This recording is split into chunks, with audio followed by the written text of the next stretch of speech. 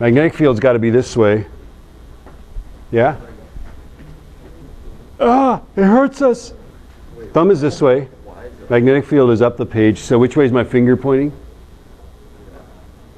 Out of this page, which is, we interpret as which? Vertically upward, right? Is that the right answer? Yeah, upward.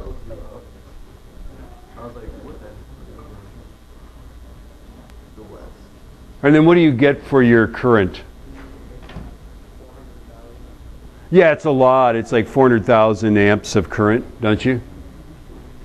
This is why we haven't really explored the possibility of using Earth's magnetic field to propel like trains and stuff like that, because 400,000 amps is kind of a lot of current, you know?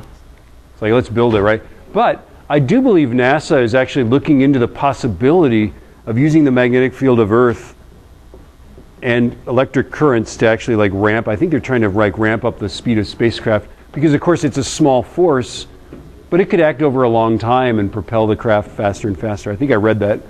That's what they did. They sent a probe out a couple years ago using uranium. It's going to take like, I think it's like 100 years to get out of our solar system. Yeah. But after that, like speeds up super fast. Are we good? Do we have questions about this one? Should we try another one?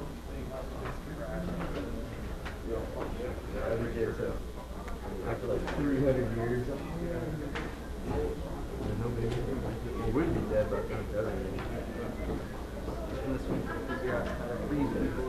Let's just do it. Let's try. This is just a plug and chug. I guess we don't know. We can't do a direction with it. Should we skip that one? That one's too mundane for us. I think I've got cuter ones. There we go. This one's fun. This is they like to do this with problems on IB tests, right? Let's assume that this loop of wire is actually getting pulled into this magnetic field with a force of 3.2 newtons. Now, the question is, find the current and its direction in the magnetic field. Well, if the force is that way and the magnetic field is out of the page, which way does the current have to go? Let's put our thumbs this way. Because it's being pulled. Yeah, it's. How do we know it's being pulled though? Well, we know that it can hold up a 3.2 newton mass, right? Oh, okay. Okay, in Earth's gravity field or something, right? Okay, so we know the force is that way on the wire. So let's put our thumbs that way. Let's pay attention. Okay, let's put our magnetic things out of the page, right? Middle finger out of the page. Which way must the current be going in this part of the wire? Down. Down. Now, kids always ask, they always have this question, right? They're looking at this thing and they go, well, what about these parts of the wire there? Well, isn't the current, if the current's going down on this part, isn't it going this way on this part? So isn't the force therefore down the page on this part of the wire? Yeah? Yeah, yeah? And on the top, the current's going this way, so which way will the force be? Up the page. So the force on this part of the wire here will be down the page. The force on this part of the wire will be up the page, right? The force on this one is, do you notice that the force, by the way, is always out? Yeah? So the force on this little part of the wire here is to the left. How about that part of the wire? Why is there no force on that part of the wire? Is it not in the magnetic field? It's not in the magnetic field. Now, what if we put the whole loop inside the magnetic field? Would there be any net force? No, there wouldn't be, because you'd have a force up, a force down, they would cancel, a force to the left, and then of course if it's going down that way, the current would be going up this side, the force would be, right? So basically, magnetic fields, if you put a loop of wire in there, the magnetic field will just try to expand the wire, or is it possible that it could contract it? Yeah, I suppose if we had the magnetic field the other way, right? It could try to make the wire smaller, right? Expand it or make it smaller, right? But let's assume it doesn't move, right? And of course now we figured out the direction. To figure out the current, you just plug the numbers in, right? Do we want to do that? Well, it's 90 degrees, right? Because the current lies in the plane of the page.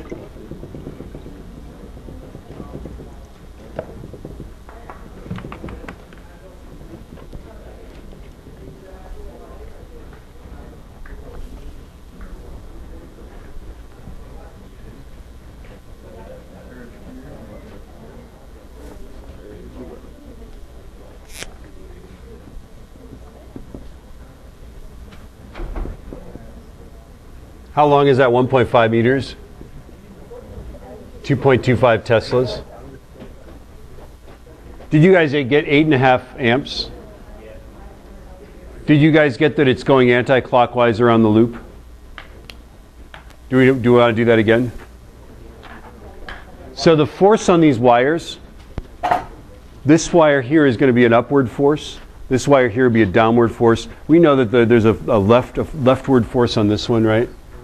Okay, so magnetic field's out of the page. Therefore, the current has to go down in this part of the wire. So therefore, it's going anti-clockwise in the loop.